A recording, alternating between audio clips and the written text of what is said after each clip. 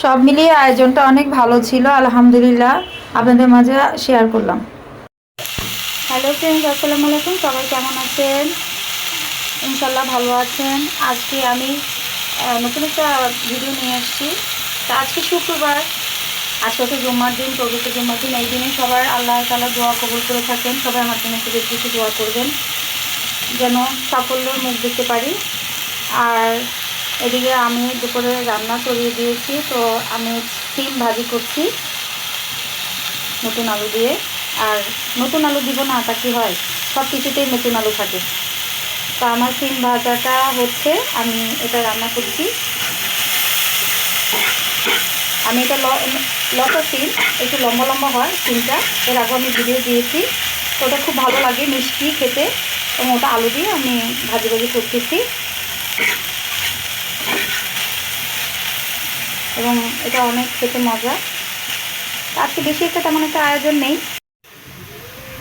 এছাড়া আজকে গরুর মাংসের আয়োজন। মাশাআল্লাহ, রান্নাটা অনেক সুন্দর হয়েছে।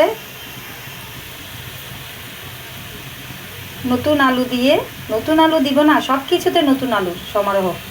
এবং আমরা সবাই খুব নতুন আলু বা আলু খেতে, মাংসের সাথে আলু খেতে, অনেকে আলু খায় না, কিন্তু আমরা মাংসের সাথে আলু না দিলে চিৎকার চেঁচামেচি শুরু হয়ে যায়, হ্যাঁ কেন আলু দিলা না।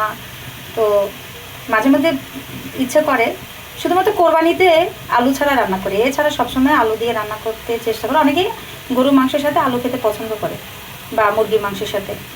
তো এখানে আমি মাংসটা আমার রান্না হয়ে গেছে, এবং দেখতে দেখেন অনেক সুন্দর একটা কালার চলে আসছে, এবং মাশাআল্লাহ দেখতে অনেক সুন্দর। তো গরু মাংস তো সবাই পছন্দ করে, এবং শুক্রবার মানেই তো একটু মজাদার খাবার। গরু মাংসের আয়োজন এই আর কি, গরিবের যা আয়োজন আর কি, এই আর কি। আর ডালের আয়োজন, এবং গরু মাংসের সাথে ডাল খাবো না সে কি হয়, টমেটো দিয়ে ডাল। এখন তো টমেটো দিয়ে ডাল রান্না করলে অনেক মজা লাগে।